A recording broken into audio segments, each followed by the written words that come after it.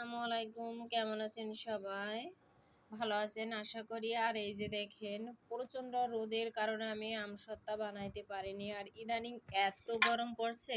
ছোট ছোট দাও, ছোট ছোট দাও, বেশি বেশি চ্যাপ্টা দিয়ে না। তারপর দেখেন আমসত্ত্বাগুলো আমি শুকিয়েছি। আর এখানে আমার ছেলে আমাকে হেল্প করতেছে। আর আমসত্ত্বাগুলো এত সুন্দর হয়েছে কি বলবো। পরে দেখেন এই চাকুটা দিয়ে কাটা হচ্ছে। আজকে আমি আমগুলো সব কেটে নেব। আজকে আমার বরের জন্য রেখে দেব।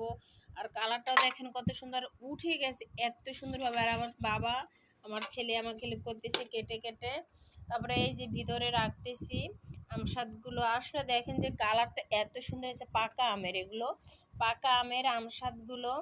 আপনারাও জানাবেন কেমন হয়েছে। দেখেন এত সুন্দর হয়েছে।